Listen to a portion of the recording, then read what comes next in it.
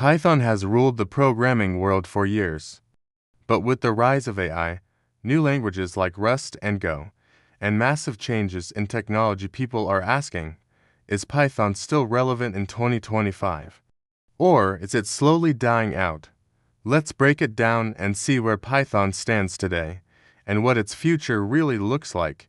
Right now, Python is everywhere, from web development with Django and Flask, to artificial intelligence with TensorFlow and PyTorch, to automation and data science with Pandas and NumPy. Python powers some of the biggest technologies in the world.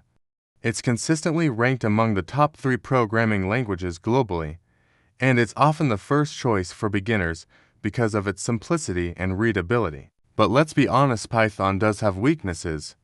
It's slower compared to C++ or Rust, which makes it less ideal for high-performance systems. Some developers argue that newer languages like Rust, Go, or Julia are better suited for the future, especially in areas where speed and efficiency matter.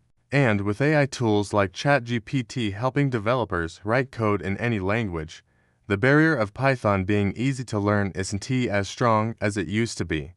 But here's the reality: Python's strengths far outweigh its weaknesses. It's easy to learn, making it a gateway language for millions of developers. It has one of the largest communities in the world, which means if you're stuck, there's always support, libraries, or tutorials available. And most importantly, AI and machine learning still depend heavily on Python. Nearly all cutting-edge research, models, and tools are built in Python first. Plus, the Python team keeps improving performance with every version. For example, Python 3.13 brings huge speed boosts. So, what does the future look like? Python may not be the fastest, but it doesn't need to be. It's the most versatile and accessible language, and that makes it irreplaceable. We might see Rust or Go taking over specific niches like high-performance applications, but Python isn't going anywhere.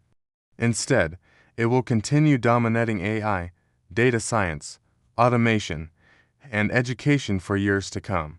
Python's future isn't about dying. It's about evolving and sharing space with other modern languages. So, is Python still relevant in 2025? Absolutely. In fact, if you're learning Python today, you're not late.